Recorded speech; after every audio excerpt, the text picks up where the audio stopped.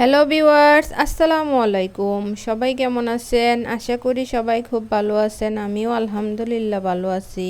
তো আজকে সকাল থেকেই বাহিরে খুব ঝিরিঝিরি বৃষ্টি হচ্ছে। তো আজকে ভাবছি অন্য কিছু রান্না করব, কিন্তু সকালে উঠে বৃষ্টি দেখে রান্নার চিন্তা ভাবনা পাল্টে গেছে। তো ভাবলাম বৃষ্টি যেহেতু হচ্ছে তাহলে খিচুড়ি রান্না করি। আর কার কার বৃষ্টি হলে খিচুড়ি খেতে মন চায় জানাবেন। আমি তো বৃষ্টি দেখলে মন চায় খিচুড়ি, বিরিয়ানি এগুলা করি। তো যেই ভাবনা সেই কাজ। এখন ঝটপট করে খিচুড়ির জন্য যা যা লাগবে সব কিছু গোছগাছ করে নিছি। আজকে খিচুড়িটা আমি পোলাও চাল দিয়ে করছি। তো পোলাও চাল, মসুর ডাল আর মুগ ডাল নিয়ে নিছি। মুগ ডালটা হালকা ভেজে তারপর আমি তিনোটা একসাথে পানিতে ভিজিয়ে রাখছি। তো এখানে আমি রসুন, পেঁয়াজ, গোটা জিরা, কয়েকটা গরম মশলা, তারপর কাঁচামরিচ তেলে কিছুক্ষণ ভেজে নিছি। ভেজে আমি অল্প অল্প ময় মশলা দিয়ে দিচ্ছি, দিয়ে আমি চালটা দিয়ে দিলাম। চালটা ধুয়ে আমি পানি জড়িয়ে নিছিলাম।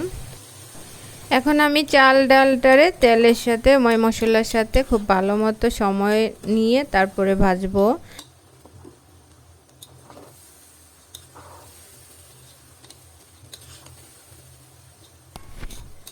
চালটা ভাজা হতে হতে এখানে আমি বেগুন আর মিষ্টি কুমড়া কেটে নিছি। কেটে এগুলোর সাথে মশলা মিশিয়ে নিছি। তো হলুদ, মরিচ, লবণ, ধনিয়া গুঁড়া, জিরা গুঁড়া এগুলো দিয়ে মেখে নিছি। এখন আমি সরিষার তেল দিয়ে এগুলো ভেজে নিচ্ছি।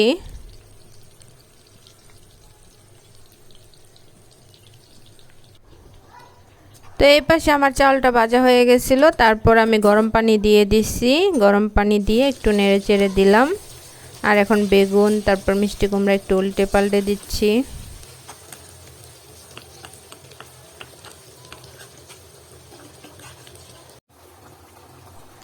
তো এইখানে খিচুড়ির পানিটা যখন একটু শুকিয়ে আসছে তখন আমি 1 টেবিল পরিমাণ ঘি দিয়ে দিলাম আর গোটা কয়েকটা কাঁচামরিচ দিয়ে দিলাম।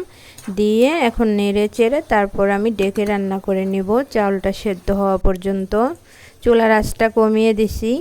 আর এখানে আমার মিষ্টি কুমড়া বেগুন ভাজা একদম হয়ে গেছে।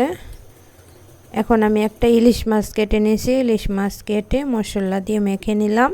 ইলিশ মাছটাও আমি সরিষার তেল দিয়ে ভাজবো।